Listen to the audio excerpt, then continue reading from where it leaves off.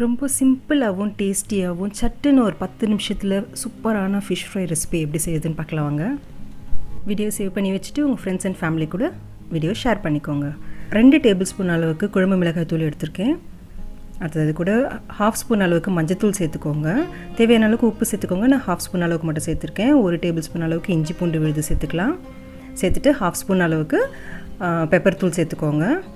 ஒரு பெரிய table spoon அளவுக்கு கார்ன்ஃப்ளோர் அப்படி இல்லைன்னா அரிசி மாவு எது வேணாலும் சேர்த்துக்கலாம். நான் அரிசி மாவு சேர்த்துருக்கேன். அடுத்ததாக 1/2 லெமனை நல்லா பிழிஞ்சு விட்டுக்கோங்க. சேர்த்துட்டு இப்போ இது நல்லா கலந்து விட்டுக்கோங்க. நல்லா மிக்ஸ் பண்ணிவிட்டு இப்போ நம்ம தேவையான அளவுக்கு தண்ணி சேர்த்துக்கலாம். கொஞ்சம் கொஞ்சமாக தண்ணி சேர்த்து கலந்து விட்டுக்கோங்க. அதிகமாக தண்ணி சேர்த்துடாதீங்க.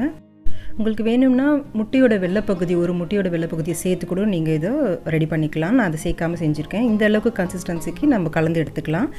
இப்போ இந்த மசாலாவை நம்ம மீனில் அப்ளை பண்ணிக்கலாம். நான் வஞ்சர மீன் எடுத்திருக்கேன். நீங்கள் எந்த மீனுனாலும் யூஸ் பண்ணிக்கலாம். சேம் மெத்தட் தான்.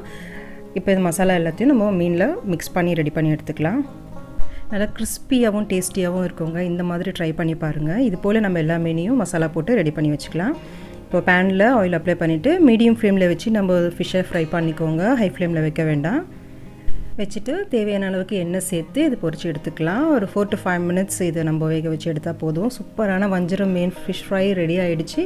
செம்ம டேஸ்டியாக இருக்குங்க. ட்ரை பண்ணி பாருங்கள். ரொம்ப சிம்பிள். ஒரு 10 மினிட்ஸில் இதை ரெடி பண்ணிடலாம். ட்ரை பண்ணி பார்த்துட்டு எப்படி இருந்துச்சுன்னு சொல்லுங்கள். உங்கள் ஃப்ரெண்ட்ஸ் அண்ட் ஃபேமிலி கூட இந்த வீடியோ ஷேர் பண்ணிக்கோங்க. அப்படியே ஒரு லைக் பண்ணிட்டு போங்க. தேங்க்ஸ் ஃபார் வாட்சிங்.